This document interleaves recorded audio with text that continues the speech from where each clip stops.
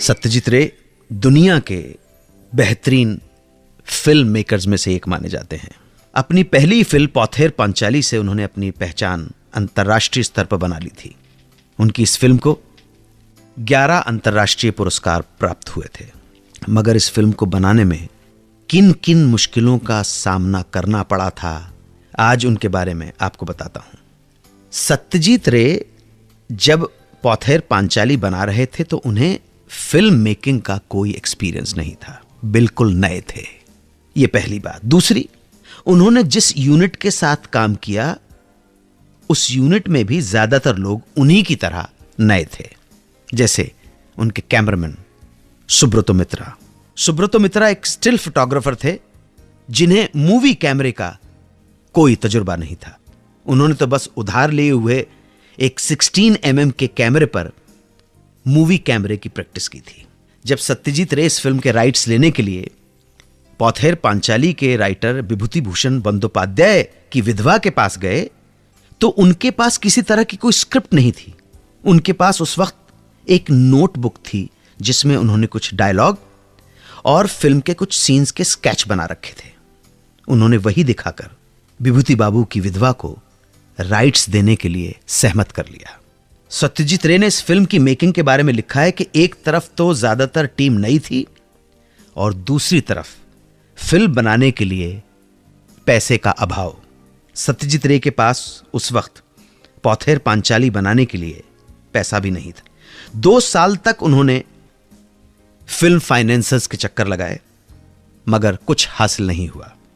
आखिरकार हार कर उन्हें अपनी इंश्योरेंस पॉलिसीज गिरवी रखवानी पड़ी, कुछ रिश्तेदारों से पैसा उधार लेना पड़ा, कई रेयर LP रिकॉर्ड बेचने पड़े।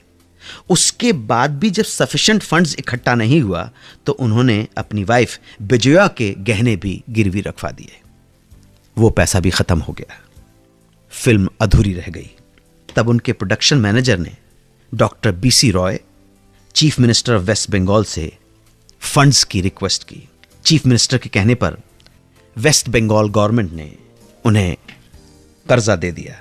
अब जनाब सरकारी पैसा तो मिल गया मगर यह पैसा इंस्टॉलमेंट्स में मिला करता था, जिसकी वजह से फिल्म की शूटिंग भी इंस्टॉलमेंट्स में हुआ करती थी।